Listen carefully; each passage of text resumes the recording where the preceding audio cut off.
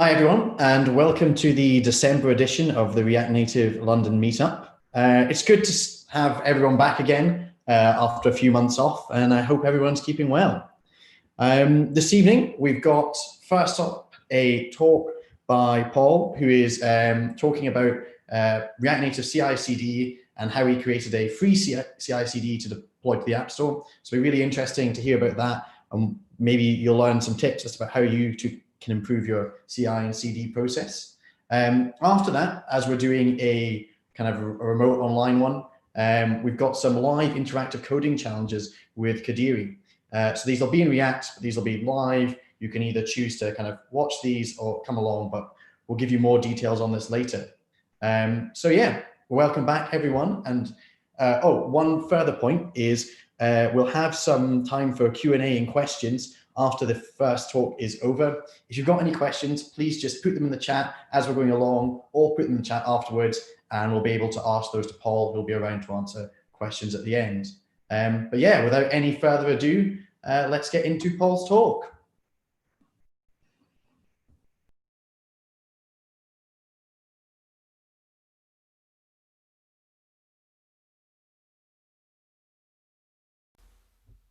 Hello everyone and welcome. Thanks for taking the time to see this talk. Just to introduce myself, my name is Paul. I currently work as a principal software engineer for a company called Anaplan, working on their mobile app. And this is one of my cats, Solomon. He might interrupt this talk, so I'll apologize in advance. So what is this all about? This is about what you do when the coding ends. You've created this amazing app. There are dollar signs in your eyes now. You need to ship it. I'm going to talk a little about getting your hands on Mac build hardware without breaking the bank, and a lot about the stuff you need to generate and upload along with an app, and how you can do that in an automated way to help you deliver your code and changes to your users visibly and quickly while keeping it looking great. And it'll mostly be automated, but more on that later. You might ask, what has this got to do with React Native? And it's a question I struggled with when I was writing this talk. I love writing in React Native. I've never had as much fun in my career as when I'm using this technology. And part of the reason I think I love it is how productive I am, getting stuff done on multiple platforms at once. But unless those changes are getting to the people using my apps, I'm not really delivering on that productivity. So I think this stuff goes hand in hand with React Native, and in some cases is enabled by it. So what do we actually need to do when we're getting our apps out to the app stores? Obviously, creating a release of the app is important, but within that, you need to ensure that you have set all the build and version numbers correctly, otherwise your build is going to get rejected. So automating that really helps, and not doing it manually from your development machine really stops you from getting some of that wrong. Then we have all this media that needs to be generated. Screenshots are a requirement for both the Play Store and the Apple App Store, even if they have slightly different specs. If you have users in different countries, then you might also need to be generating these once for each language. With multiple sizes needed for Apple, that can scale up in terms of work quickly. If you're a huge company with a dedicated branding team, maybe that's okay. But when I'm a sole dev trying to get my own app out there, it really isn't. And you have the same issue with any videos of the app you want to provide. And you do want to provide a video if you want to get featured on the App Store or get people to take your app seriously. So lots to do. I thought I finished coding the app. Why am I not rich yet? Doing all this stuff every time you want to ship a new app version not only takes loads of time, but that's a lot of places where you can get a process wrong or introduce human error. So what I want to advocate is really automating as much as we humanly can, and doing it as part of our CI/CD pipelines we hopefully already have in most modern software projects. And I mean this not just for companies, but I'm a huge believer in doing it for my smaller personal projects. This talk is based around an app I maintain for helping people play board games. The game is called Warhammer Underworlds, and the app is called Underworlds Helper. It has one developer. It is completely open source, but every upload to the App Store comes through a CI pipeline that runs when I push my deploy branch remotely. As a lone dev, I don't have bags of cash to spend on fancy build servers, and we know we're going to need some Mac hardware to build and deliver those iOS apps. There are some options though. Travis CI used to provide completely free Mac build hardware for open source projects. If your GitHub repo was public, you were golden.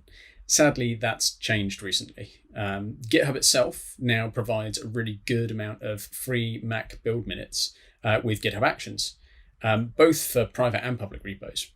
And Mac Stadium, one of the big Mac clouds out there, does offer free build time for open source projects, but you have to fill out a form and pray they like you enough. So when I started this app a few years ago, Travis was free, so I settled on them. But I'm actually keen to try moving over to GitHub Actions at some point and see how that goes. But enough about release builds. As I said earlier, that's probably a different talk. Let's instead turn towards some of the cool stuff you need to deliver alongside your app. Screenshots can make or break you on the App Store. So if we're going to generate them in an automated way, how can we do it without compromising on quality? If we look at the Pay Store guidelines first, we see there are a couple of hoops we know we're going to need to jump through. We need a minimum of 2 images, no more than 2:1 aspect ratio, with some relaxed resolutions actually.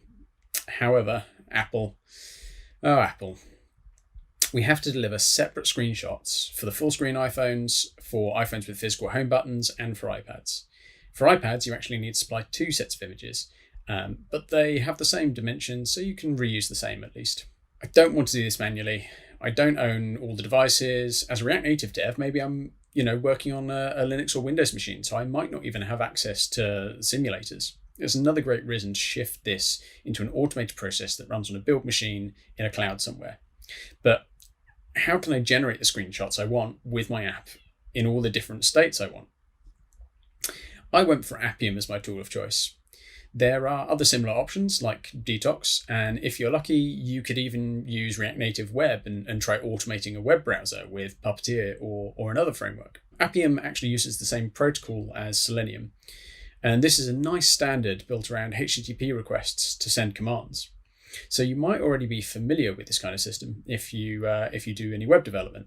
The idea here is to script real use of your app, actually opening it on a device, navigating screens, interacting with it. And this ability to drive the app in a scripted way gives us repeatable actions that provide us, prove to us that our app is working the way we intended, and B, give us an opportunity to capture the app while we're driving it to these states. Well, what does this look like for our React Native app? This is a typical setup. On the left, we have a test runner where we can put the logic that drives the app. This will talk to our app via an Appium server, which we'll need to launch beforehand. The Appium server, in turn, is going to talk to our device or simulator as appropriate. When running a test, we provide Appium with the desired set of what they call capabilities. And this is really a description of the device we want to run the test on, and it includes the location of our app. Appium takes care of installing our app on the device, and it also installs a second app on there, the WebDriver agent. And this is where the magic happens. The WebDriver and our app are signed similarly during the install process. And this lets the WebDriver agent, which is going to receive commands from the Appium server, interact with our app in ways that are normally restricted to the operating system and native testing frameworks like XCUI test or Espresso. Now we can start sending commands like find this element or input text or press that button. And we can do that from our test. We can even interact with biometrics on simulators and emulators, which is actually really cool. And given what we've just described so far, you can imagine that this could be scaled out so we can run these tests against all device form factors that we're interested in together. Though in reality, you are more likely to end up with something that looks like this if you want to go down that parallelizing route. I found there are issues with trying to run multiple devices from one Appium server, though in theory you should be able to do it these days. And you can use Selenium Grid if you're familiar with that, I believe. But let's stick with the basic case. We can always run our tests one by one and parallelize later. And let's finally look at some code for this. As this is for a React Native app, I prefer to keep as much of my code in JavaScript or TypeScript as possible. And in this case, I'm using Jest as my test runner. We need to ensure we have Appium and a WebDriver client installed. I chose WebDriver IO for my WebDriver client. There are other options. And we need to start our Appium server. You'll notice I'm installing it locally and starting it from within my node modules. This is because I'm expecting this to be run on a CI server at some point. And the more dependencies I can encapsulate in my project, the less I have to worry about the state of the server and what comes pre-installed on it. Plus, most CI systems offer some form of caching. So if I cache my node modules, I get the Appium install cached for free. And then I'm running my tests, though I'm setting an environment variable for each test with the name of the device I want to run on it. It's a nice way to parameterize Jest tests. The actual code isn't necessarily huge, though this is a noddy example. I would advocate using the page object model if you're really going to do all of this, where you model each screen in your app as a class and make the interactions on that screen functions that you call on that class. We know we're going to pick the device config based on the environment variable, and these are the Appium capabilities I mentioned earlier. This is what we're asking Appium to run our test on. In this case, an iPhone 11 Pro Max simulator. And Appium will actually launch the simulator for us too, which is very convenient.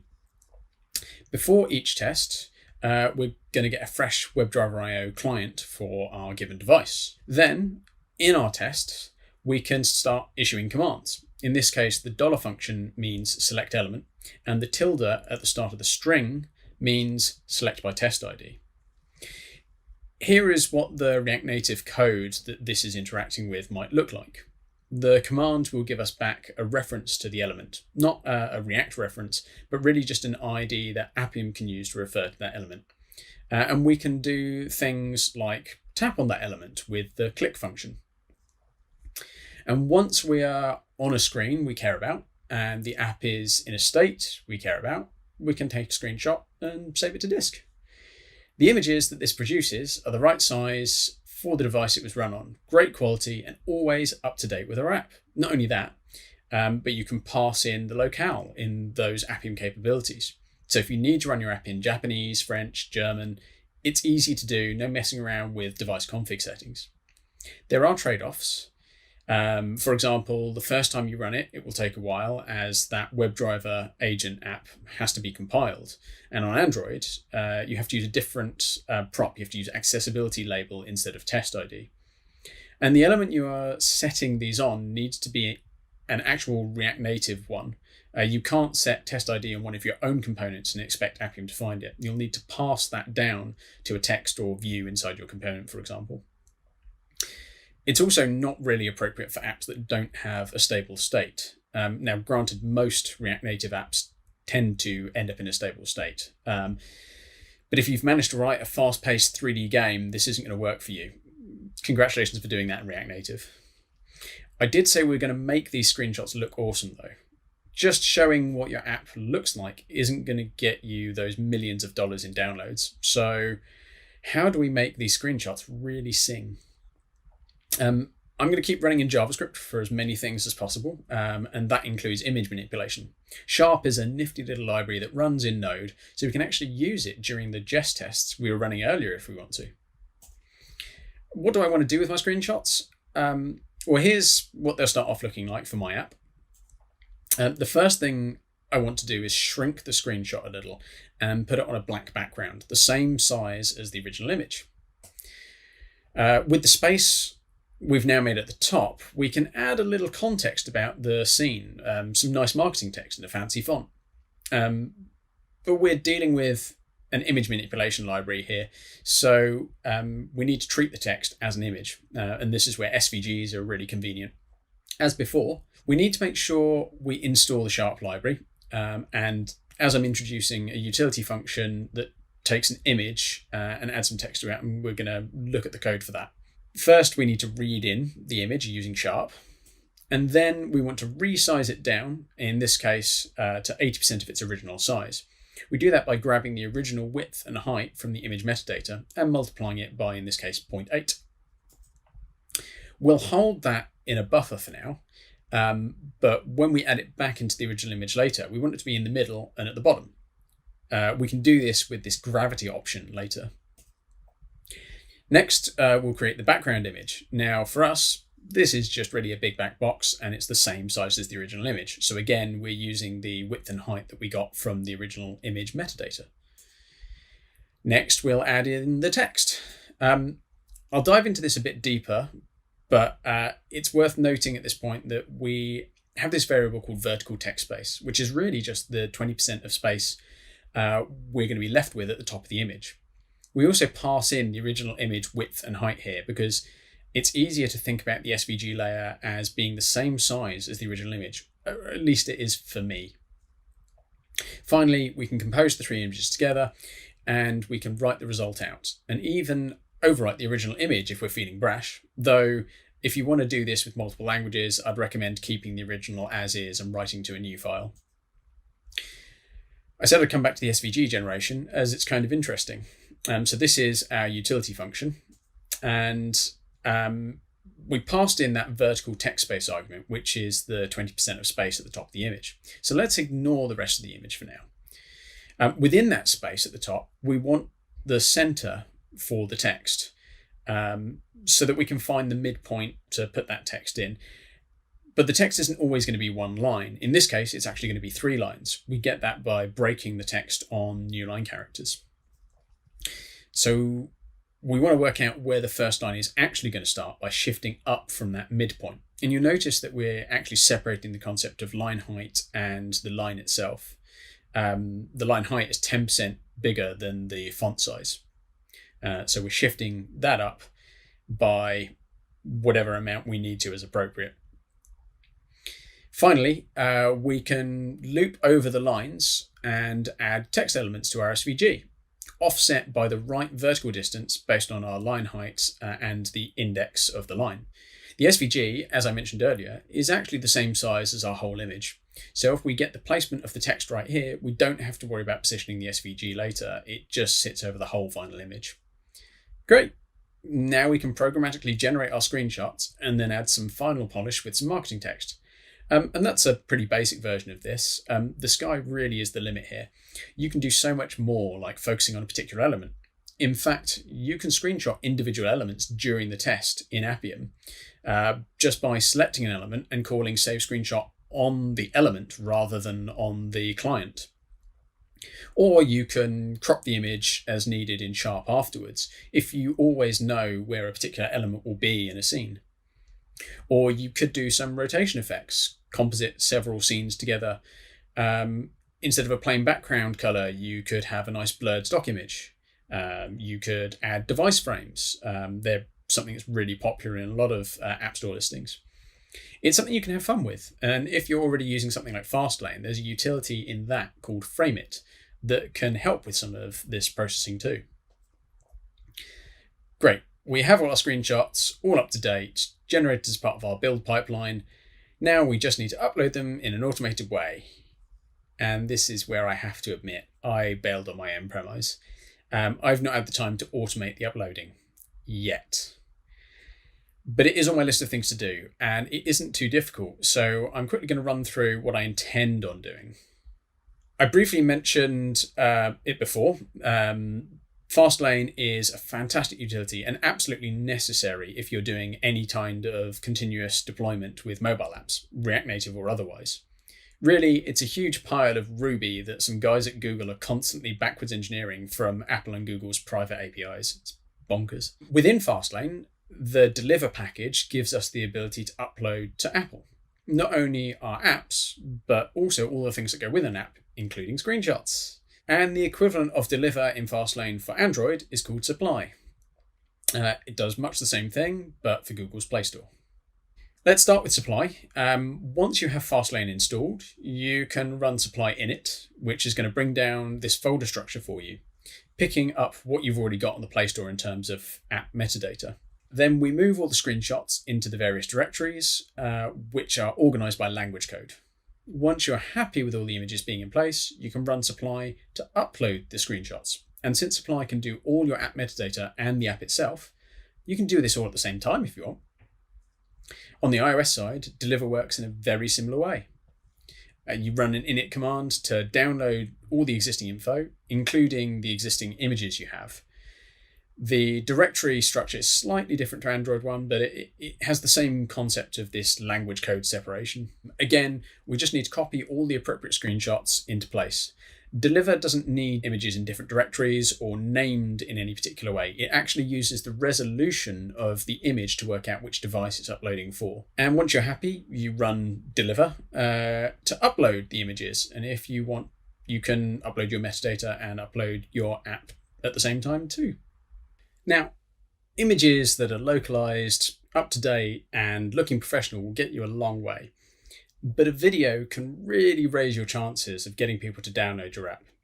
Is it something that we can automate too, while keeping that high standard? For the Google Play Store, your video actually needs to be uploaded to YouTube, and you provide the store with a link.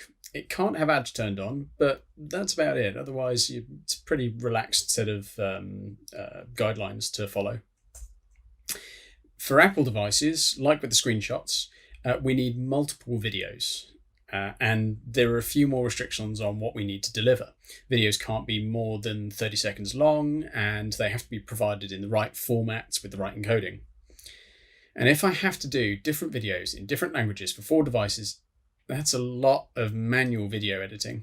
If I want these to be up to date with my new app features, I'm going to spend more time in iMovie than I am coding features. I don't have a marketing department, so I want to automate as much of this as I can. And since we're already driving our app to record screenshots, why not record a video at the same time? Appium actually provides this functionality to us, though you have to make sure FFmpeg, a command line video creation and editing tool, is installed, as it's what Appium uses. So this is where we left our test code that was driving our app and taking screenshots. We can add a couple more lines here to start recording the video, and at the end of the test, stop the video being recorded and save it to a file. And when we start the recording, we can specify the format and quality we want. If you were recording videos of, actual, say, end-to-end tests, you could easily see what happens when they fail. And you probably don't need super high frame rates for that example. But in our case, this is supposed to be eye candy for our users. So we'll go as high as we reasonably can in terms of quality. One more thing to note, the Appium docs describe a stop recording screen function. But here we're using a save recording screen function provided by WebDriver IO in this case. The big difference here is stop recording screen returns a base64 encoded string of your video data, which you have to correctly encode and write to a file yourself. Save recording screen does that bit for you. So what are the results of these 2 extra lines? Well, the video it produces hasn't lived up to my expectations, if I'm honest, though I'm almost certain it's something that I'm doing wrong. The quality is even lower when I play it on Google Slides for some reason, but the actual video has these artifacts when large areas of the screen change. It's like, when I navigate between screens, a lot of pixels are changing. It's the kind of thing you would see in a badly encoded DVD rip from the early noughties. And the speed of the video doesn't match that of the original playthrough. All isn't lost though, as there are some other ways that we can start and stop the video capture on our devices during a test run. On iOS, the simulator control utility, which is similar to ADB on Android, can be used to record videos straight off of a simulator. This works really well and produces a high quality video. You can use child process in Node to kick this off and kill it at the end of the recording. Similarly, on Android, ADB actually provides a screen record command, though in this case, the video will be saved on the device. Even if it's an emulator, it gets stored on the emulator device. So you also need to extract it afterwards and probably remove it to keep the space clear. This video we can already see is a much higher quality, and the speed is the same as what actually happened during the test run. Though it's worth noting that if you leave it running with nothing happening on screen and then stop the recording, this technique will end up with all that waiting time being cut. This is because the codec used ignores when there are no changes in the video. Not a biggie, but worth being aware of for the end of your video, as it will end abruptly after the last movement on screen. While a high quality video of us tapping around the app is pretty cool, we did say we were going to make it look great. And more importantly, it can't be more than 30 seconds for Apple. At the moment, I've got about 2 minutes of video that needs cutting down to the good bits. And this is where I have to make another one of those guilty admissions. I currently manually edit my videos for this app. I do it in iMovie, and I have to do it multiple times, once for each device. I don't currently support other languages in this app, so I don't have to do it tens of times for each language, but I do want to support more languages in the future. I also add arty subtitles and, to describe what's going on in each point in the video, and nice music. And that makes this a manual process that is a huge no-no for a proper one-man shop. I only update this app twice a year. But if you're on your own, or even a small company with global ambitions, and you want to release often, this could be a real issue. Not only that, but doing stuff in iMovie always outputs at 1080 by 1920. So I also lose one of the huge advantages of screen recordings from devices, the correct aspect ratio.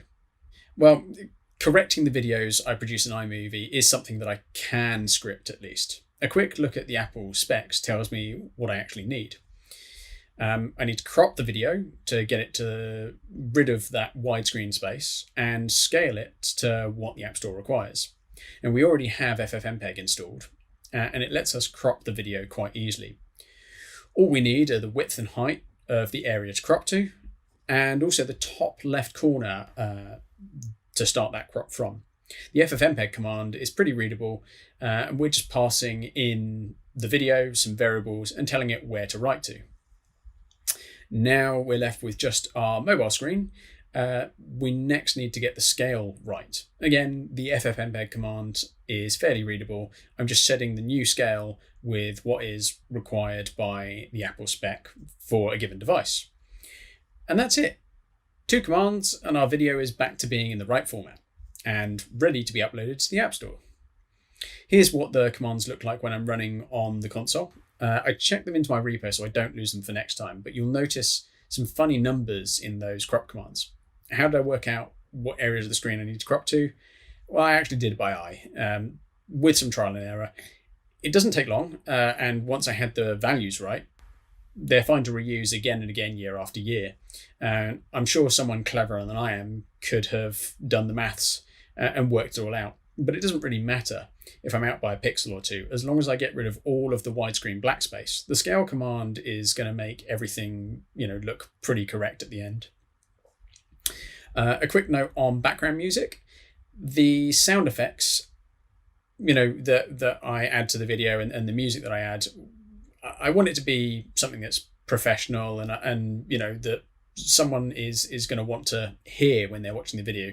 And this is actually pretty easy to do. I get my music from freesound.org, where you can find loads of free material to use. You just have to abide by the licenses on the file. Often this just means including a credit to the artist, which I add to the App Store listing and also to the YouTube video description if I upload it there. Here's a little snip of the audio I chose to use for the Underworld's Helper app video.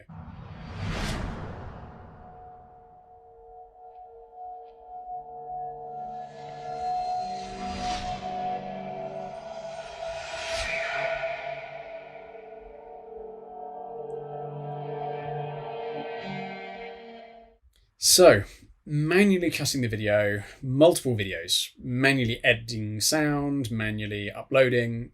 I don't want to keep doing this. So let me show you what I'm planning to do next in my automation journey with video.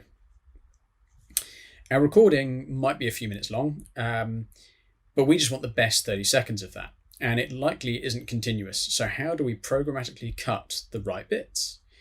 Well, the only point we actually know what is happening on screen at a given moment is during the original test run. So that is the best time for us to mark these so we can cut the video into individual clips later.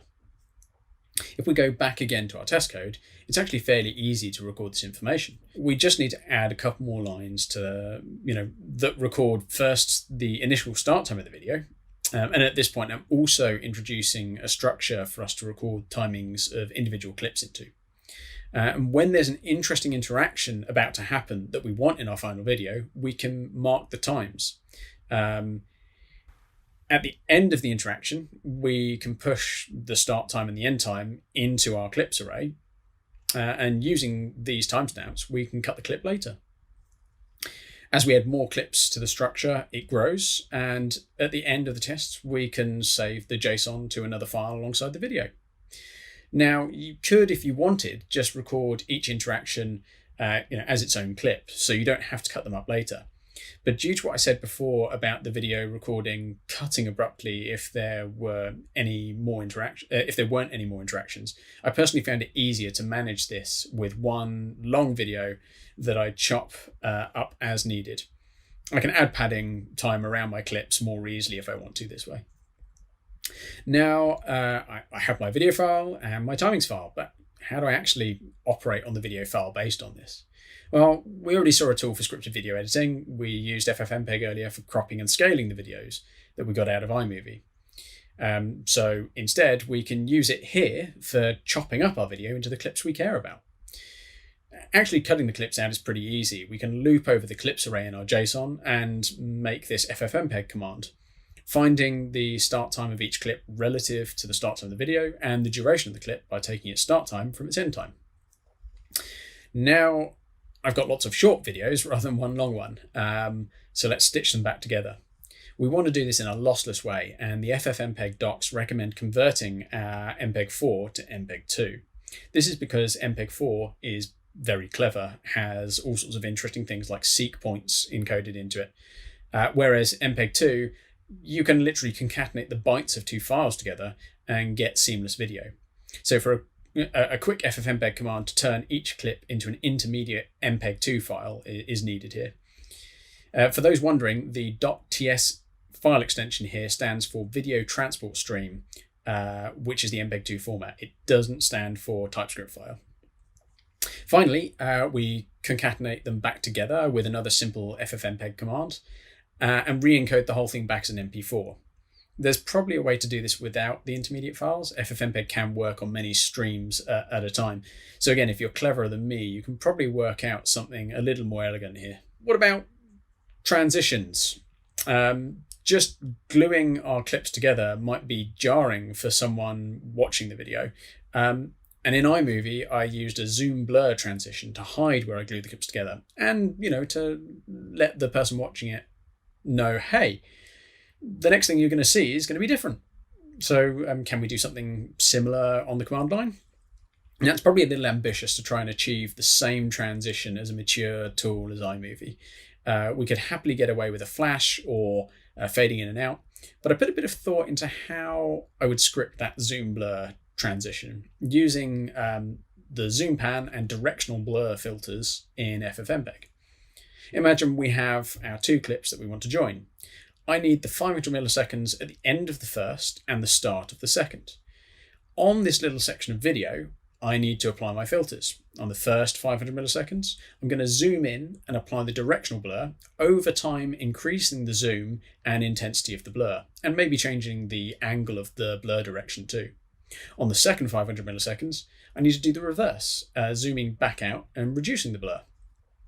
I've not tried doing this yet, but I think it could be fun to play around with, and it really gets me thinking about what I can and can't achieve with these command line tools.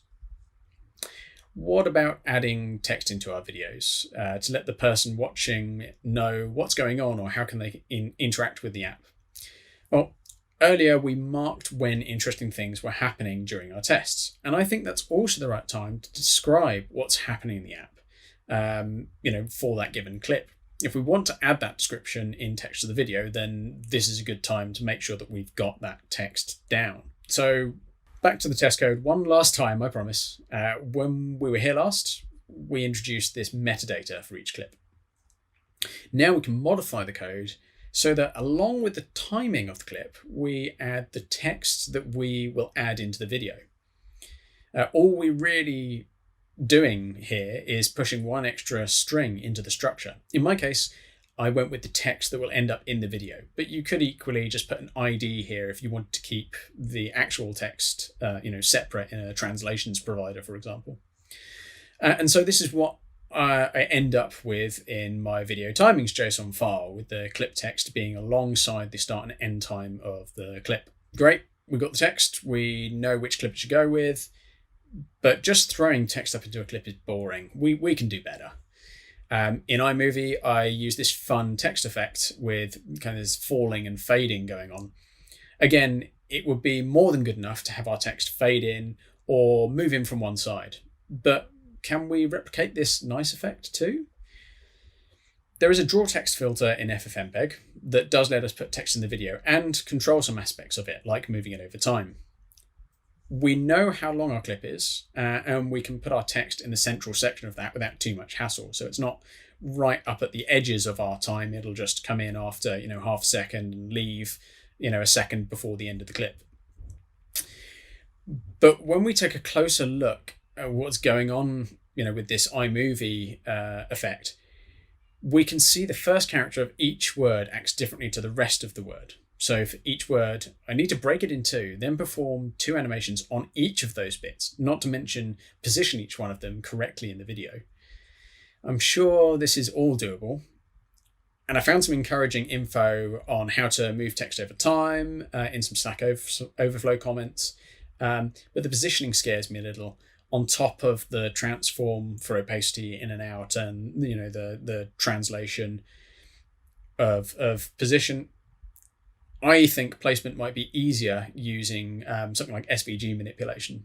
I imagine cutting different SVGs for each character or each run of characters. And each SVG would be the same width and height as the original video, like we were doing with the screenshots. I think this will let us get each bit of text that needs to be animating into the right place initially. And then we can apply transforms to each of them individually over time and overlay the resulting videos on top of each other. Now, this is where my brain has gotten to with this one. But I'm keen to find the time to try and make it work at some point. A quick note on adding the audio. Again, it's very quick and an easily understandable FFmpeg command here. In this case, I've added an argument to shorten the audio so it's no longer than the video I'm adding it to, as I'm adding the audio at the end of the process. I'm not going to linger on this. You can find out how to do fade in and fade out on audio in FFmpeg quite easily online. Now let's talk about getting these beautiful masterpieces that we've created on the command line in an automated way, in theory, uploaded in an automated way. We used deliver and supply to get our app's screenshots up, and I had hoped that we could do the same thing for our videos. Alas, neither of them can help us here, sadly, which is actually a little bit frustrating. But there are ways around this to a certain extent. Spaceship is one of the underlying libraries that is part of Fastlane, and actually it's what Deliver uses under the hood. I found an example in a GitHub issue, which is referenced by a few people, of how to use Spaceship to upload the app preview video to Apple. I've not tried it myself, so I don't know if it actually works, but it looks pretty promising. A lot of likes. For the Play Store, we actually needed a YouTube video link. Now, uploading to YouTube programmatically is supported by their APIs, well documented online. But what I couldn't find a way to do programmatically was update the reference to that video in the Google Play Store console. I feel like there's something missing from supply here, and there's maybe the potential for a little open source PR from me at some point. So, how are we doing on this App Store checklist that we started with? Well, in theory, we've got those great screenshots that they're generated in all the formats we need whenever we push new code. And we've got our promo video being captured, cut, and beautified whenever we push new code. And because we have automated all of this, in theory, we can scale up the number of languages we're getting our app out in, not just functioning in, but also appearing to the markets in their own languages on the app stores. Our features will reach our users, and our app store listing can always be up to date and looking great. in theory. Now, I completely accept as an individual, this is probably overkill. The whole automation process has been a brilliant way to procrastinate from actually doing any real features on the Underworld's Helper app. But I'm okay with that. I get a kick out of automating this stuff, and it is, investigating things like this that I find helps me progress my actual career and my work. And it's something that I genuinely find quite interesting. So next time you find yourself manually doing something to get your app out there, just take some time and think about whether you can automate it in the future. And thank you for taking the time to listen to me.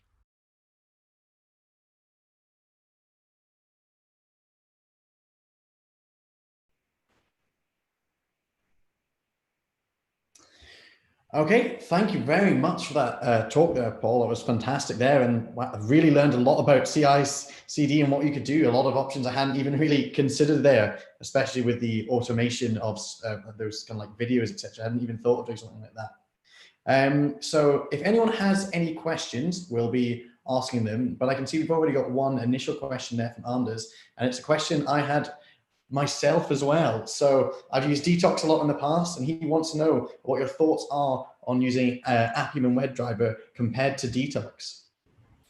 Sure. So I'll be honest, my own personal experience of Detox is not, fantastically deep. So take my opinion with a huge fistful of salt. The experience I have had with it wasn't massively positive at the time, and I've seen some amazing companies doing some really cool stuff with it in previous talks at React Native London, in fact. But I found issues with having to recompile my app specifically to run my tests because of the fact that on iOS, for example, it was using is it Earl Grey? I can't remember the name of the framework. Is it Espresso Mocha or something like that? I kind of forget which. Yeah, I can't remember. Yeah. I think it was, well, anyway, the way that it was running the tests, and there was also problems with animations running during tests and things like that. And especially for this case where I'm trying to take a cool video of my app with all of the funky things happening, I also found some problems there. So, but again, that's just my experience. And I'd love to see people doing this kind of thing with Detox and telling me a bit more about their own experiences with that. So please, give me a shout if you do have any experience with that, or if you try it out and find that there's better tooling for it. Personally, I think it's going to have to be something I'm going to try as well. I mean, we use Detox for most of our projects here, so I'll let you know how it goes. So if anyone else has any questions, ask them in there. I guess one of the things that I was really interested in is you talked about potentially moving to GitHub Actions. What do you see? Do you see any kind of like problems coming up with that process? Is it something you've tried to do yet, or are you fairly confident in that switchover? I'm pretty confident that it will be fine to switch over. It is a different way of thinking about things slightly in terms of how you're kicking off what you're doing and how you manage your resources a little bit from the kind of the server side. But it's only a minor shift away from what I'm thinking at the moment, and what I'm doing at the moment. And at the end of the day, the repo that this is linked to it's open source. You can find it on my GitHub profile. So you can have a look at how I'm running this all at the moment. But effectively, my YAML for Travis at the moment does one thing for each command, and that's run a script. And that's the promised for cat. There you go, bit marks. There's a cat in the room making noise. But yeah, so I prefer to offload what I'm doing in a CI script to being, running in a Bash or JavaScript or some other language where I've got a bit more control rather than relying on the CI framework necessarily. Yeah, that makes complete sense to me. And I guess I haven't tried doing that move over to GitHub Actions yet either. So it is something that I'm keen to try. Mm-hmm. No, that makes complete sense to me. And so I guess kind of on the video side of things, have you tried any, I guess, especially things like the transition and blur? Was that something you ended up trying to do in the end, or is this just this over automation that's maybe too much of a level of procrastination? Yeah, you know what? I started writing just again a little bit of bash just to see, if I throw this together with just a few really basic commands, what can I get out? The blur transition I couldn't get working with the kind of the 10 minutes of brain space that I was allocating to it at the time. So I decided to put that down and wait for a day, maybe over Christmas when I've got some downtime and can really, have a play with it and think it through a bit. I'm pretty sure it will work. It's just finding the right, invocations, and ffmpeg commands can become quite dense.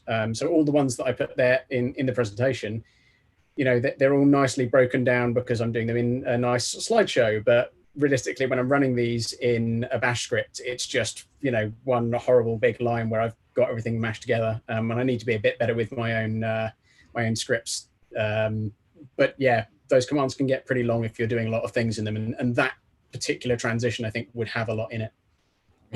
I'm exceptionally impressed. I mean, on a personal project yourself, I can't imagine keeping it too clean if it's only yourself. Yeah. Well, thank you again for this fantastic talk.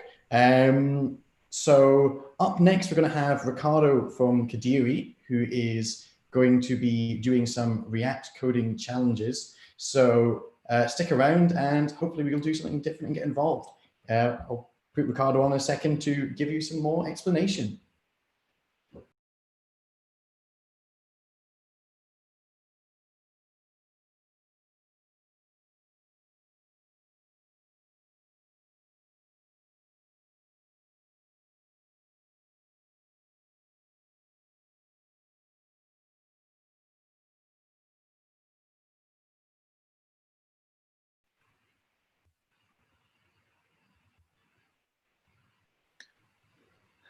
Hello again, welcome back. So let's do a bit of coding.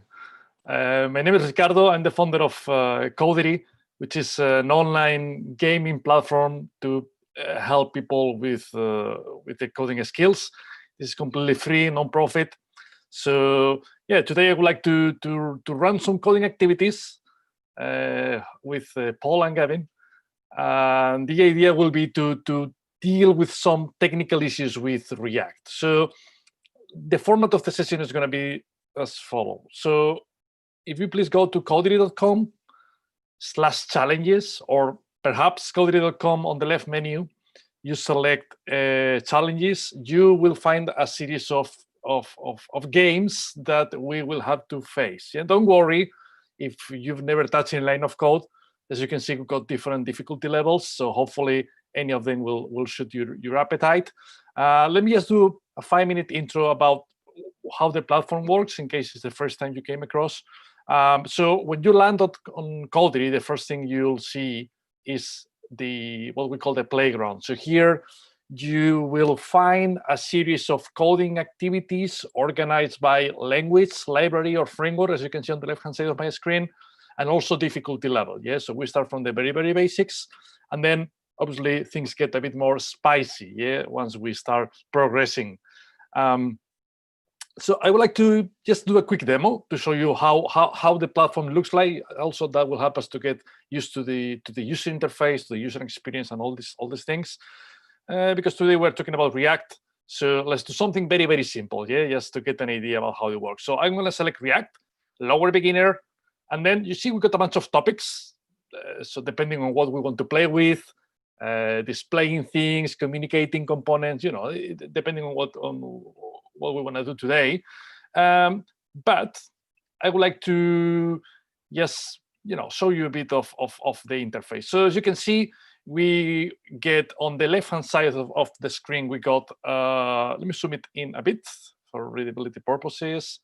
Here we go. So on the left-hand side of my screen, you can see we got a problem. Yeah, the problem is, please create a new component in React, and the component is going to be called welcome. So whenever we connect with the component, whenever we display it, you as a developer, you should display welcome to React. Yeah, this is pretty fundamental, but it will help a bit to get used to how React works in case it's the first time you deal with it.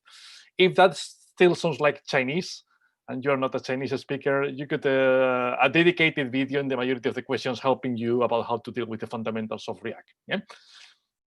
So on the right-hand side, because this is so simple, we don't even need to do any coding. So hopefully this is not going to be very intimidating.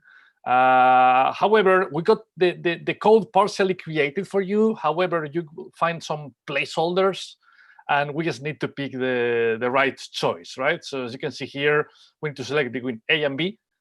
This is pretty basic, right? So the message is welcome to React. If we pay attention, we need to add an exclamation mark at the end of the string.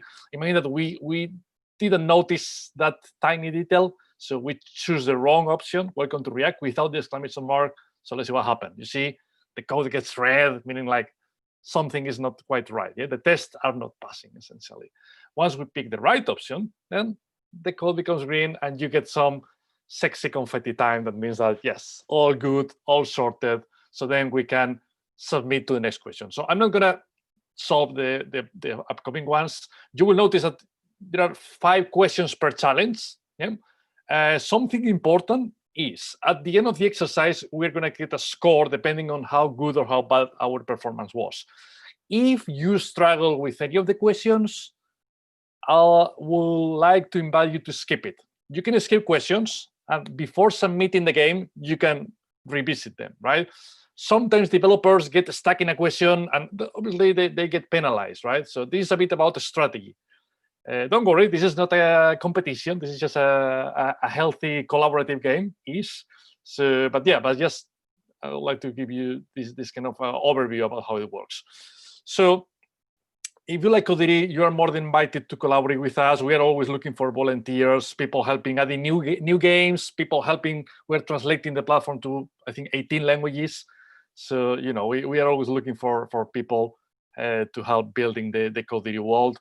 Also, if you like the metrics, the statistics, the competitive aspect of coding, you'll find many things like, for instance, the leaderboards, where you can see, top players over the last period of time.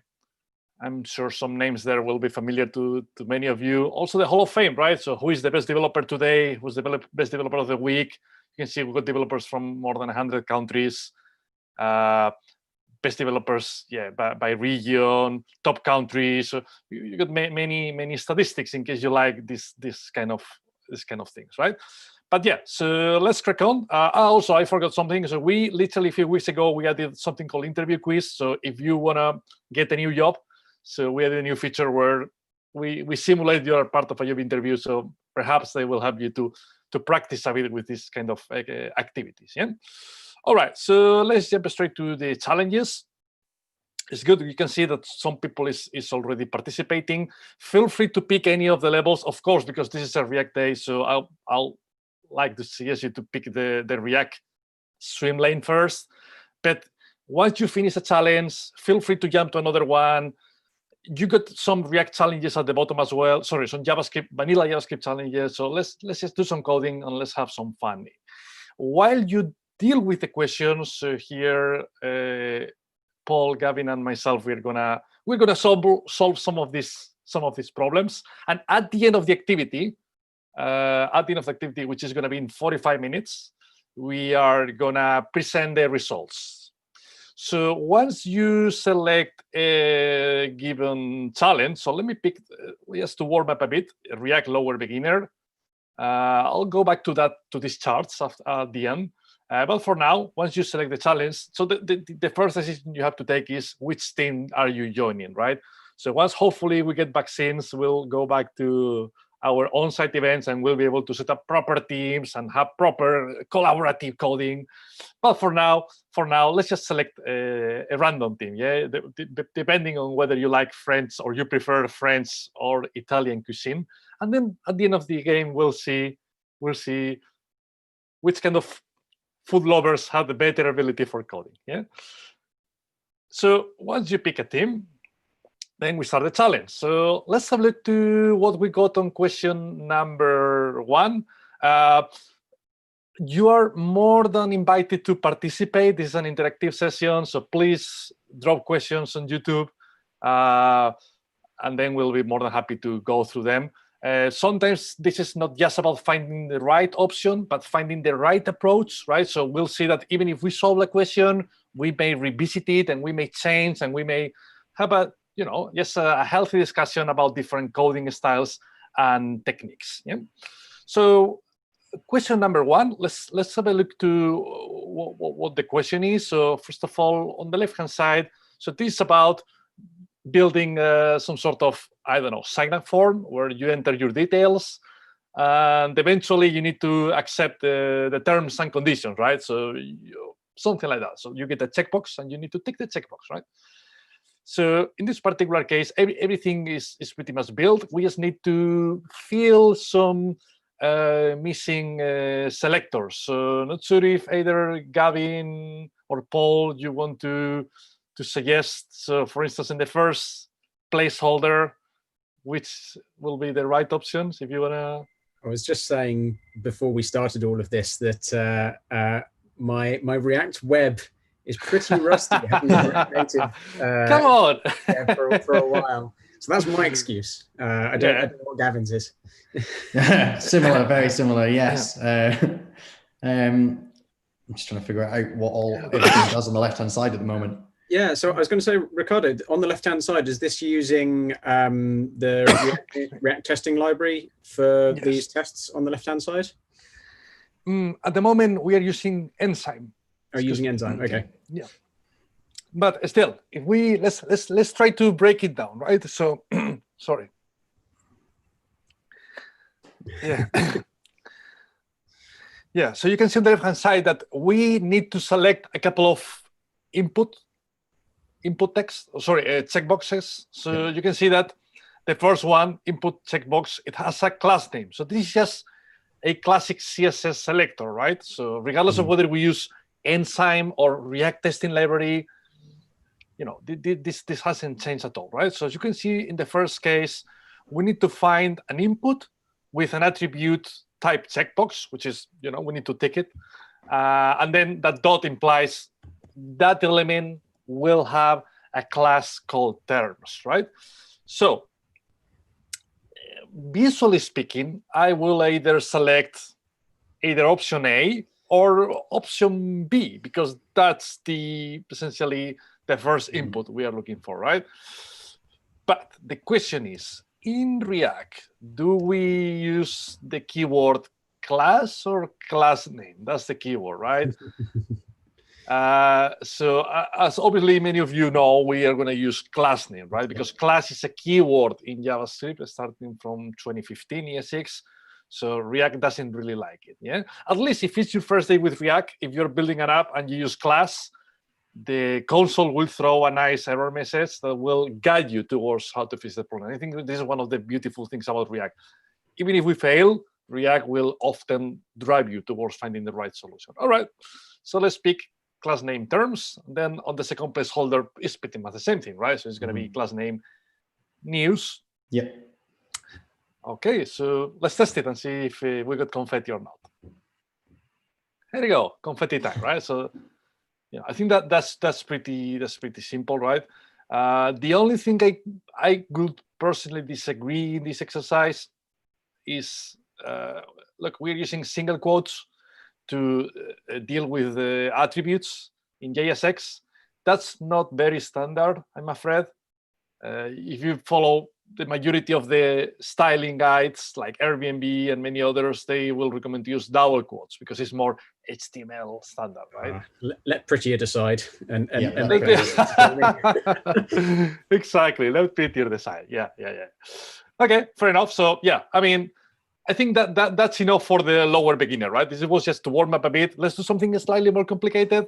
So I'm gonna just leave the challenge. By the way, they mentioned that. But if you get tired, or this is too simple or too complicated, you can always leave the challenge. So you see that icon leave.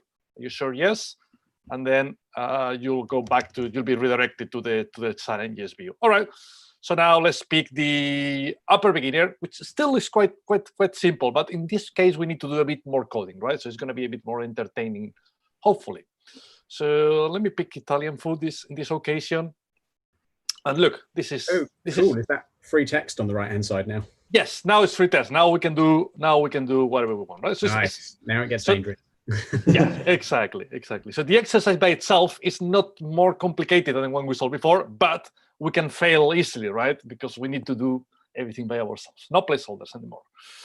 All right, so what we got here is we're expected to create a welcome component. You remember we did in the demo we ran a few minutes ago. It was kind of similar. In this occasion, the main difference is we need to have a look to what the problem is on the left-hand side. So this component is supposed to have 2 paragraphs. The first one is going to say the welcome, and the second one is going to say to React. Yeah, the code is partially filled, so all we need to do, unless you disagree on that, is probably just adding another paragraph. And then I'm going to have a question for Gavin and Paul, and no excuses. There are no excuses in this time. So the question is this going to work? Yes or no?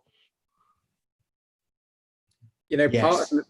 It's definitely going to work, but part of me is revolting and going, you need to put it in text elements, otherwise it's not going to. No, this isn't React Native. That's going to work fine.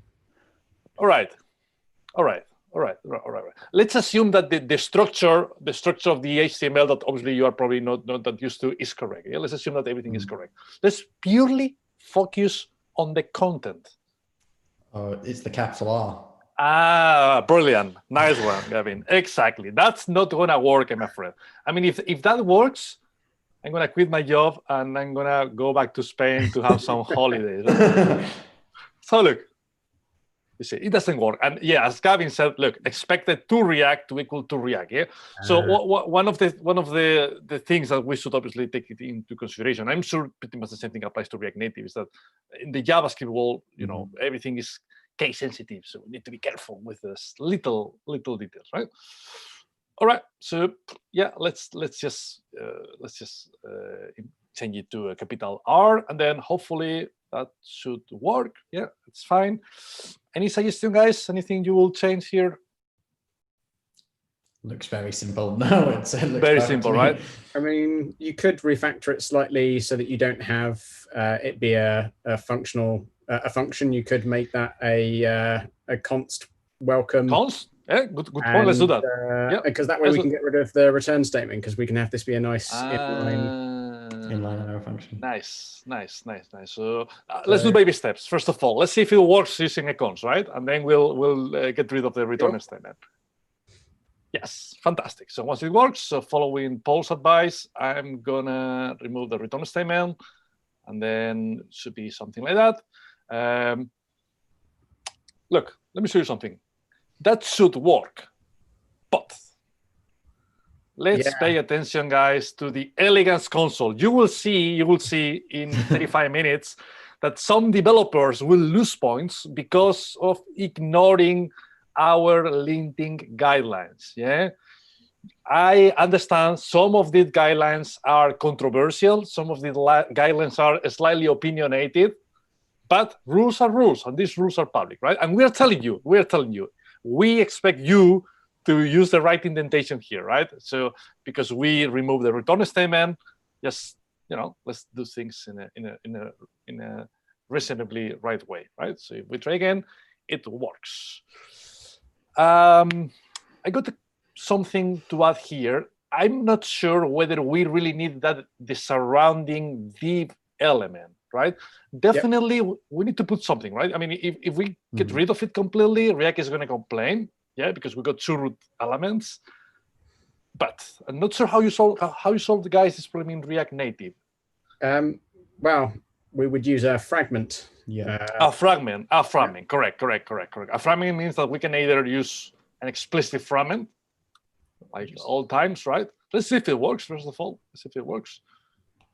Yes, and of course we can refactor it by just keeping an empty tag. That's what I'm looking for. Yes. Nice, it still works. Yeah, I know that some developers may be thinking, but that's such a subtle detail. Who cares, right? And probably they are right. But the thing is, one of the main issues, and this is my personal touch, but one of the main issues I found when dealing with large-scale applications, in terms of performance, is memory. And memory is often related, not only, but it's often related to the number of DOM elements that the application has. And many of them are unnecessary. Yeah? So that's a good way to keep your code as simple as possible. If an element is not necessary, if an element is not adding any value to the app, then remove it. What's the point, right? Anything else, guys? No? Looks clear to me, yeah. Cool, fantastic, nice one. Good chat, guys, good chat. Let's do one more if you want, and then we'll jump to the hardcore level.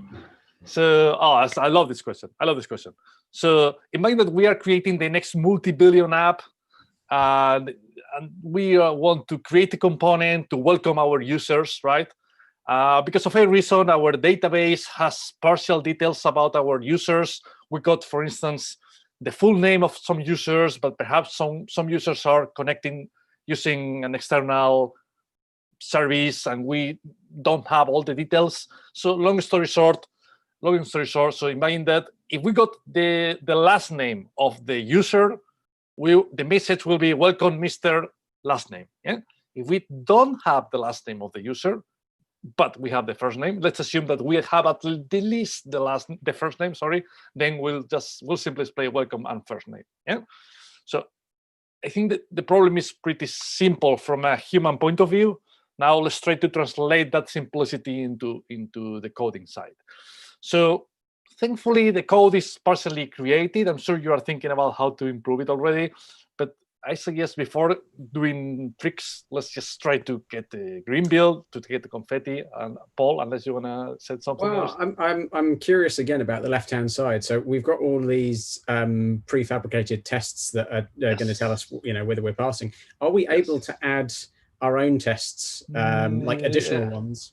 That's a good point. No, I'm afraid at the moment we are not supporting that capability. Okay. But yeah, that actually this is definitely the roadmap. Platforms like HackerRank, they do that, and that's great. So yeah, that's a good point. That's a good point. Thank you very much, Paul.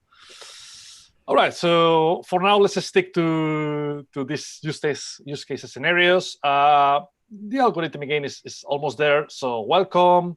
We receive some props, and then what the algorithm says is if we got the last name, then return what? So it would be something like welcome, Mr.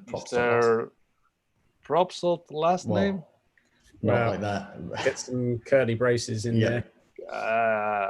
We want to interpolate, right? To translate that into a proper value. Okay, fair enough. And then pretty much, the same criteria, right? In the other use case, props dot first name, something like that, right? What do you think, guys? Will this work? Any typos?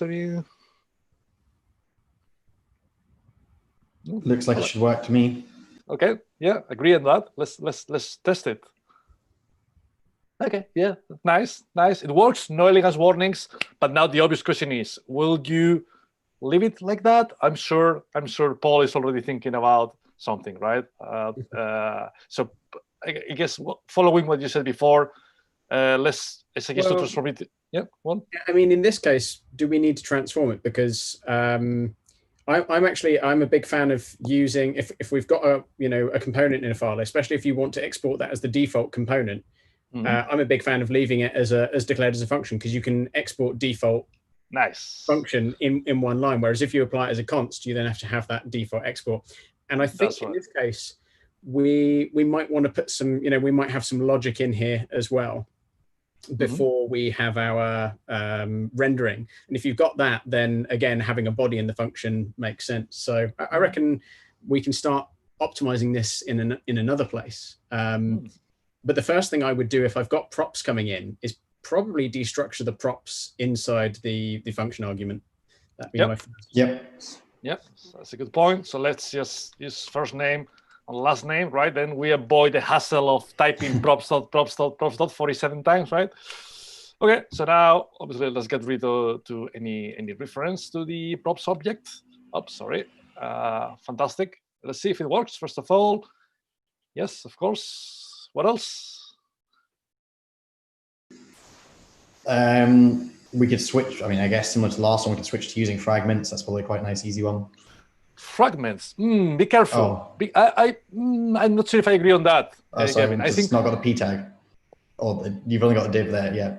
Yeah, exactly. The thing is, a fragment is very helpful when you are trying to return multiple root elements. But in reality, in here, we got a single root element. It could be either this one or that one. And this is where we kind of come back full circle to what I was saying earlier, because we could make this so that we don't need a body, we don't need any logic, because we could add the if statement to being really a ternary within a, say, an interpolated string or something like that. Fantastic. Let's try that, Paul. So what Paul is saying here is return last name. Then let's do baby steps, if you don't mind. So okay, yeah, I see where you're going. Okay. So that's the first use case scenario, and then this is the other one, right? And then we can get rid of that. So if that works, which it does, now what Paul is saying, correct me if I'm wrong, now we can transform it into a constant function, sure, and then we can return it straight away, right? To simplify things a bit. Yeah, let's do that. Yes, fantastic. So yeah, let me use a parenthesis for now. And then we'll see what else can we do. Guys, I got a question from a styling point of view. What do you do in this kind of scenarios? Do you put a parenthesis? Do you just leave it like that, or what's your preferred approach? I would put a parenthesis because that's what Pretty would force me to do.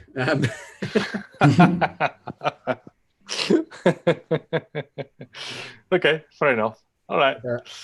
Yeah. You'll also need to move that semicolon, though, I think. Yes. Yeah. Yes. So that shouldn't work, right? Because now we are returning expression, so the semicolon is not allowed. So if we test it, it should fail. So let's see if it fails. Correct, it fails. Fantastic. So let's get rid of it, and now it should this work?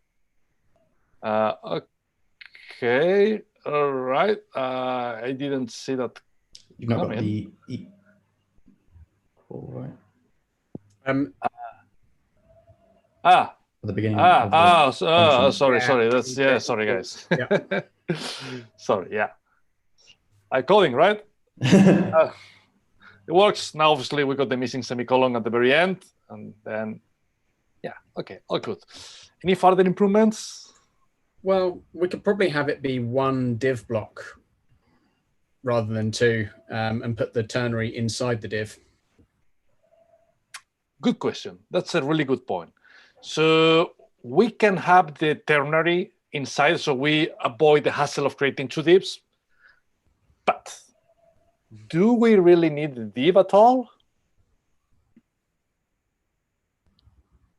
If we check the appetite of the test, it's not referring to any particular structure, DOM structure of divs or paragraphs. I mean, I'll tell you something. If I put a label, it should work, right? So why don't we return just a string to simplify our logic? So can we do something like that? Let me have a look.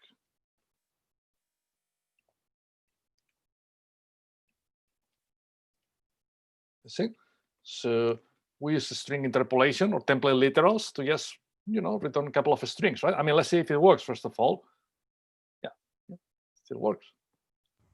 So what I was thinking was we always return one string with the welcome at the beginning, and then we put the ternary inside. Fantastic.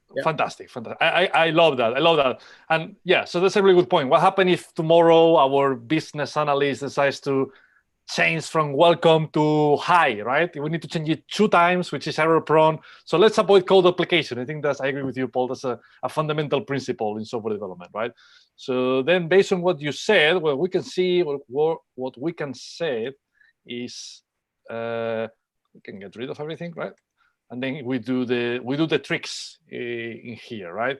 So we can say if I got the last name, then Mr. last name, I believe, right? And then else first name. So see if it works. Yep, cool. Anything else, guys? Yeah, that looks like a beautiful component compared to how it's set up. I'd probably say personally at this point, I would take away the brackets and probably put it all as just like an inline Inline. string return, just because it's so short. But Yeah. I guess, yeah. Let's try that, Kevin. That's a good point. Let's try that. Let's see what happens if we put everything. I'm assuming your elegance is going to complain. Brilliant. Because it's slightly overlapping the editor. Yeah. Character limit is there on that? Yeah. So I think we got a hard 75 character limit, which is a bit aggressive. But it's a way to force people to write, code. Some developers, they say, no, but look, today we got like a 47-inch screen. I got the space enough. But in reality, I'm sure we are all dealing with multiple files in different columns. So I think it remains a good practice to keep everything as the shorter, the better, right? In my head, your Uncle Bob telling me to do this as clean code, right? Yeah, exactly. I mean, don't get me wrong. Of course, it will work, right? It looks weird because of sorry. You got the closing bracket still. The closing bracket, of course, yeah. So yeah, eventually it will work. But as Gavin said, we got this line has a length of 98. Max allow is 75. All right, so yeah, cool. All right, guys. So we got 22 minutes left. So let's do something a bit more complicated, if you don't mind. Yeah. So back to the challenge page. Interesting. There's quite a lot of people doing JavaScript. Of course, some people doing React. No one doing upper intermediate. But let's give it a go, right? Let's see what we got here. I mean, the upper intermediate level is mostly about dealing with state, handling props, transforming data, a bit of basic routing, that kind of thing. Nothing particularly crazy, right? For professional developers, at least. All right. So what we got? Question number 1. Okay, that's an easy one, right? Which is good to start with. So what we got here is we need to build a component with a couple of elements, so a button and a label. And the thing is, the button will have a text, press me, fantastic, and the label will reflect whether the button has been pressed or not. Yeah. By default, the label will have that text, button not pressed yet. As soon as we press the button, the text will change to button already pressed. Yeah. Nothing really complicated, but we need to look after a couple of things. So yeah. First thing is, guys, will you use a class or not? I'll let Gavin choose this time. Yeah, I think it's fine to use a class here at the moment. I mean, it's set up like that right now, so yeah. But okay, imagine we got nothing here. Imagine that you have to build. Yeah, okay, I get your point, right? So the exercise is a bit opinionated. It's telling you, please use a class. But imagine that you got freedom, right? If you got to build everything from scratch. Honestly, now everything probably with hooks, you do functional component is what I would tend to do. Yeah, I'd start with a functional component and only convert to a class if I felt like there was the class made something more readable. And I have had instances where that is the case, where something does end up where a class can be more readable. But 99% of what I'm writing now is all hooks and functions. So. Yeah, agree. I completely agree with you guys. I know that some developers out there, they said, if your component becomes more complex, then the class becomes more readable. And that's probably true. But the question is, why the hell your component is complex, right? If your component is complex, probably you should break it down rather than... Yeah, makes sense. All right, so guys, let's just use some hooks, right? So constant press me, and then any props? Not at all, right? This is a nice kind of an isolated component. So let's use a read structure in here. Let's create just a state variable. So any preferences for the naming conventions? Well, this is going to go in a label, right? Yeah, well, we got two options. We either save the label, the text, or we save a flag, a switch, a boolean. I was just thinking about the naming of the output of the use state. So we either make it relevant to the label or relevant to the button. I think I'd say maybe makes more sense if you're recording it as a Boolean to say button pressed or button something like that. Yeah. And set button pressed as the. Yeah. Good point. Yeah. So I'm curious with people who are on the live stream at the moment. Show us in the chat, like, would you have gone down this route that we're going down with the functional component, or would you have stuck with the class? So do let us know in the live chat.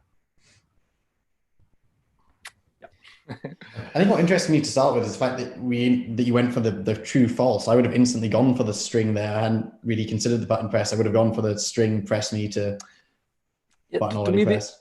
My only concern about using a string is, what if you want to reuse that logic somewhere else? Imagine that we want to change the styling of the button. Yeah, if the button is pressed, we want to display it in green color, whatever. Yeah, I think having the low-level mechanism, having the Boolean, will help us to extend the functionality of the component, perhaps. But yeah, makes sense. Okay, so by default, I think the default state is obviously the button hasn't been pressed, right? Otherwise, it would be a bit strange. Sure. And now let's do a bit of logic underneath. So return what we got. We got two things, right? We got a button and a label. So let me just straight put the fragment. We got the button.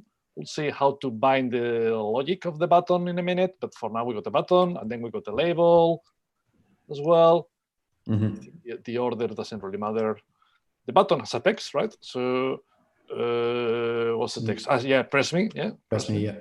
Yeah, and then here we got the label, and the message will be just not pressed yet. Yeah.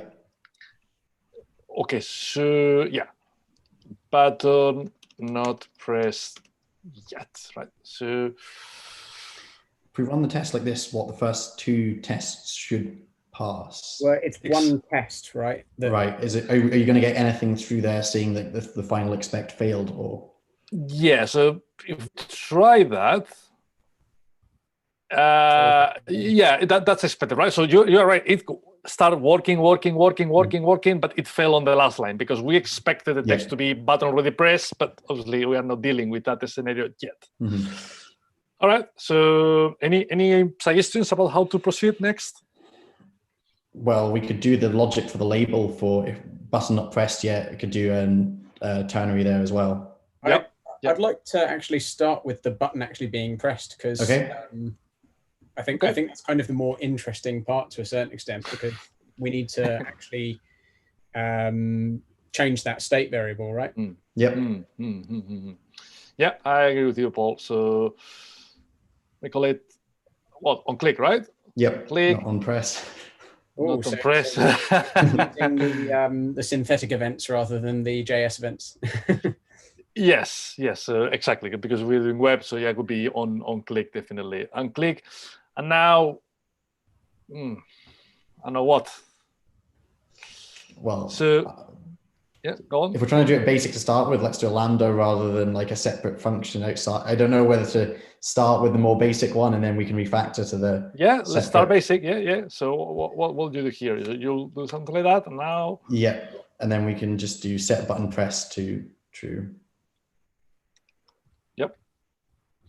I don't think the exercise is opinionated about what happens if you click on the button multiple times. It doesn't say whether we should switch it on and off, but yes, I agree with you. Let's keep it simple, right? I mean, if you wanted to, we could do the exclamation mark. Exactly, we could exactly. All right, fantastic. Yeah, and now what should we do here with the label? So we're changing between button not pressed yet and button already pressed with an exclamation mark at the end. Those are both pretty separate strings. They only really share the beginning word, so I don't think it's worth trying to encapsulate in there. And I think for clarity, I'd probably put those as two different variables up above the return statement and then switch them in. Okay, so you'll make to create two variables. I think so. That's the way that I would go with it, I think. Button press message, something like that.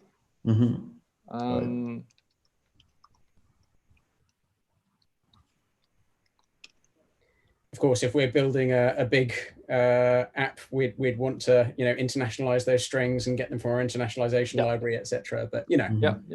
baby steps. Exactly. Yeah. No, but that's I like the idea. It's a good one. So all right. So button press message is. Let me copy that. I'm a bit lazy today. Button already pressed or button not pressed yet. So here we can use just a classic ternary, right? All right, so if I got the button press, then display the button press message because I'm going beyond the recommended max length. So let me split it in different lines. So again, I'm curious how many people would shorten those variable names to try and get them in, or do you go for expanding the content downwards? And again, maybe let us know in the live stream, because I don't think there's a right or wrong way to do there. Depends on your opinions. Yeah, good point. And just to add something in that, Paul, look at the way I wrote the ternary. But I don't think this is really a standard. According to the styling guidelines, I think many styling guidelines suggest to put the symbols on the beginning of the line. I would definitely have it the way before that you. Me too. And actually, if I do that, I think the Kodiri is going to complain. I'm curious what linter is. Is it just an ESLint set of settings? It is ESLint. It is ESLint, but the thing is, obviously, with ESLint, you can customize some rules, and the way ESLint is set up. Oh no, actually, it's not complaining. Okay, that surprised me. I thought it was, but it wasn't, right? So ESLint is not very opinionated. It does want a semicolon on your last line, because it's a variable? Yes, I hope so. Yeah. So let's run it. Again, and works fine.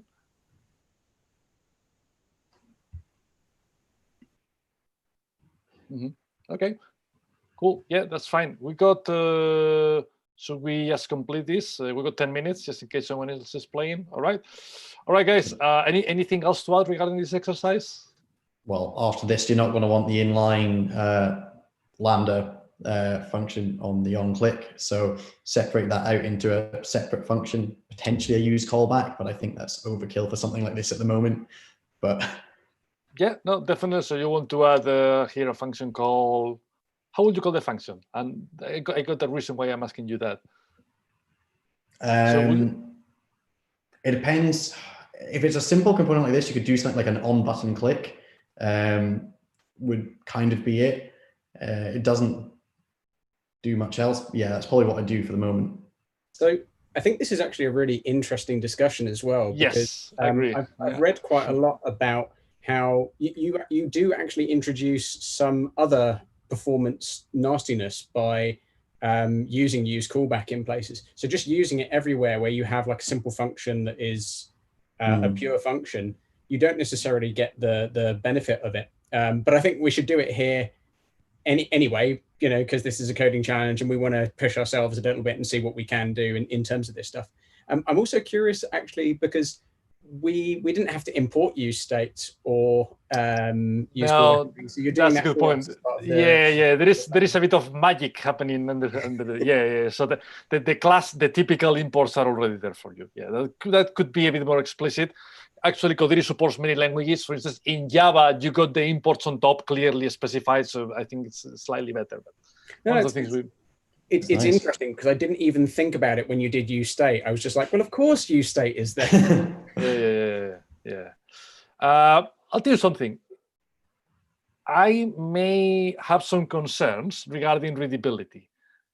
I never call my callbacks on button click, on label, scroll. I never follow. And the reason is, in this case, it's crystal clear, right? But what if I want to call that method from somewhere else? What if I want to have, I don't know,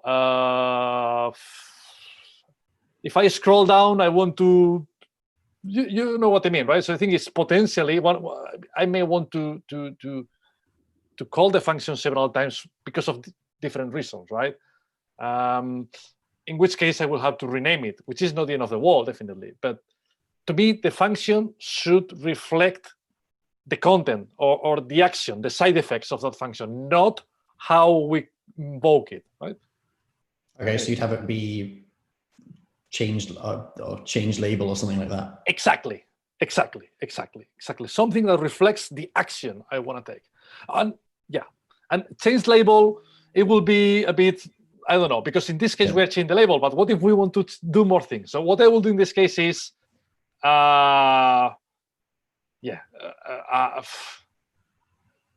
press button. Okay. I don't know, but yeah, that's a bit opinionated. Yeah, let's admit that. Yeah, it's an interesting one. I think when you talk about naming it after the side effect that it's having, I think I kind of agree with what Gavin said as his first inclination there of change label, because you're now describing still like the on button press, but with a slightly different terms. I think that's and if you were to change what effect that was having in the future, you could always rename that function to encapsulate that. Of course, you don't want your functions doing more than one thing, obviously, but that's a different conversation. I guess one thing I would also definitely not do is if it was like, press me click or like if there's nothing worse than having the text on the button change and now it doesn't relate back to the function anymore. But should we wrap that in a use callback as well, just as we discussed earlier anyway? We're here. No, I would do it where you're declaring change label. So so you want to bring it back how it was before? No. So I wonder if this is going to work at this point here. We add a use callback. We use callback. What? Not sure if I'm following you. What do you mean use callback? So use callback is a hook. Sorry, the hook. Sorry. But I don't think we're importing it. That's a good point. Is it not one that's automatically imported? No. Okay, cool. Sorry, So you see, that's why I don't really like not having the imports on top, because it's a bit finger in the air to know what is supported and what not. Okay. But I get your point. I see what you mean, right? Yeah. Okay. Guys, we got a suggestion on the stream as well for the name, which would be handle button click as well, which is another way to go with that thing. So thank you very much, Dante, for handle click. All right, good point. That was handle button click was the suggestion that was made. Button click, nice. Good stuff. Do we want to run the test again, just to? Yeah, of course. Yeah, it works. There you go. Guys, we got 6 minutes left. So I got a question for you. I'm going to do something. I'm not going to change question because we'll run out of time. I'm going to very quickly transform that into a class. And even if I don't finish it, you see what I'm going to do. And I'm sure you are already figuring out what I want to talk about. So mind that we are creating just a class, right? So I'm trying to follow the naming conventions as much as possible. How we call it? Button press, I think. So the reason why I'm doing this is because I would like to get your thoughts about function binding, as you're probably already figuring out. So again, let's ignore the details of the exercise. The thing is, in here, if we go to the onClick event, and now we have a function here. It was handle button click was the handle button click. All right. So let's respect that, right? So then the idea is, whenever we click on the button,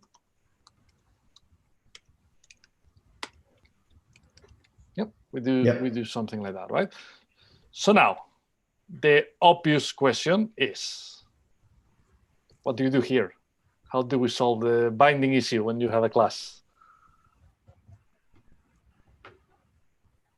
Or rather than finding the right answer, because maybe there is nothing black or white here, let's talk about possible strategies. So first of all, will this work?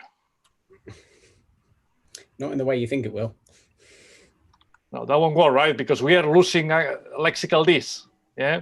So now the handle button click method is going to be called by React, not by our class anymore. In which case, lexical this here is going to be probably undefined. Undefined something. This is going to blow up your laptop, right? So hopefully not. But yeah, so that's clearly not going to work. So there are different strategies. And then let me present the strategies, and then you'll tell me which one do you prefer and why. So the historical one is just binding, rebinding the function as part of the constructor. So doing something like that. Which has this lovely side effect of us declaring something about a function before we've read the function as well. Yes, which is a bit annoying. And also, what happens if we rename the function? If we rename that function, how many times we need to rename it? I don't know, 4, right, or something like that, at least. Yeah, but yeah, so this is a way that we, historically speaking, have solved the issue, right?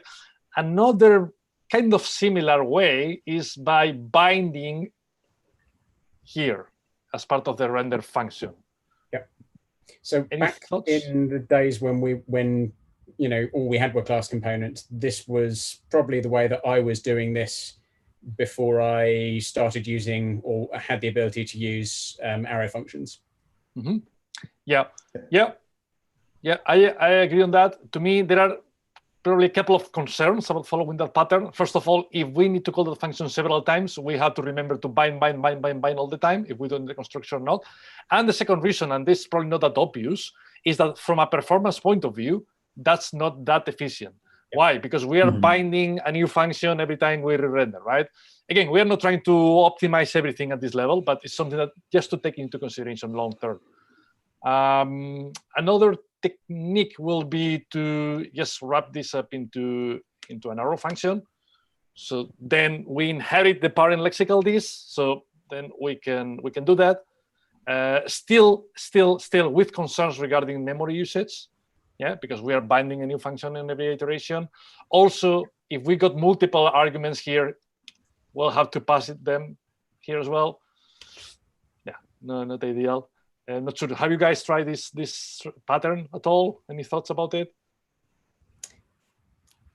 Again, it's the most natural thing I think for people to lean towards. But you're right. There's this hidden pressure because, especially since we are setting state, so we know that there's going to be more than one render of this component as well. Yep. You already know that's going to happen. And if let's say that you're making a 2D game in React. Exactly. You're going to see those renders happening potentially a lot as well. All the time. Yeah. Yeah, I agree. I completely agree with you. The last way, or maybe there are more, the last way I'm aware of, if you know any other, would be great. But the last way is by transforming, back to the original suggestion, transforming the method into an arrow function class method. Yeah. Which would be where I think most people were before we had our functional components with all the lovely hooks. At least it's where I hope most people were at. Yeah, exactly. And I think because of all this hassle, this is why many developers, the majority of the community is moving to hooks, right? Because one of the many reasons. One of the many reasons, yeah. I think it is worth making the argument that for me, most of the time, readability trumps optimization. Because for most of us, we're not writing that 2D platform game on the web. Right. We're writing a CMS for some company or something like that. So, if you have to make that choice between readability and optimization, opt for readability. You can optimize later. I absolutely agree. Remember that premature optimization is the root of all evil, right? At the same point, I'd mainly go for consistency, which is why you'd set up an ES lint rule to dictate one way. As long as it's all done consistently, that's the main thing there. Yeah. No, very true, very true. Especially if you've got lots of devs working on the same code base. Exactly.